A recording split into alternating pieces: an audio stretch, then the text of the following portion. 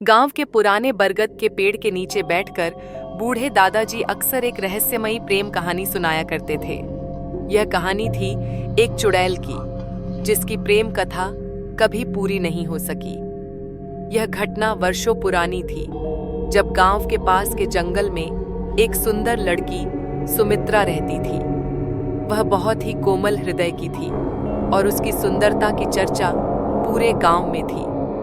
लेकिन किस्मत ने उसके साथ ऐसा खेल खेला कि वह एक चुड़ैल बन गई। कहते हैं कि सुमित्रा की शादी गांव के एक नौजवान अर्जुन से तय हुई थी। दोनों एक दूसरे से बेइंतहा प्यार करते थे, लेकिन गांव के जमींदार का भी सुमित्रा पर दिल आ गया था।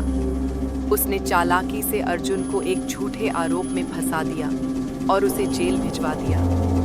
दुख में डूबी सुमित्रा ने अपनी जान दे दी, लेकिन उसकी आत्मा इस अन्याय को सहन नहीं कर पाई और दयाल बनकर लौट आई।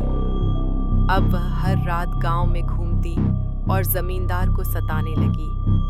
कहते हैं कि एक दिन जमींदार की संदिग्ध परिस्थितियों में मौत हो गई, परंतु सुमित्रा की आत्मा को शांति नहीं मिली, क्योंकि अर्जुन कभी वापस नहीं आया।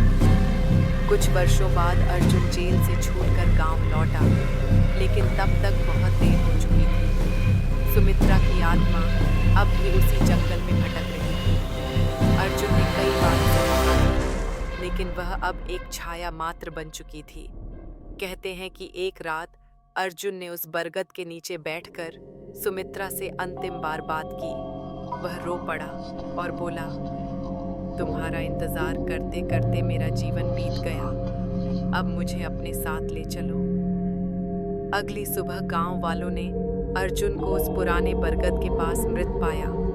उसकी आंखें खुली थीं, मानो वह किसी का इंतजार कर रहा हो। लोग कहते हैं कि वह रात अंतिम थी, जब किसी ने सुमित्रा की छाया को जंगल में देखा।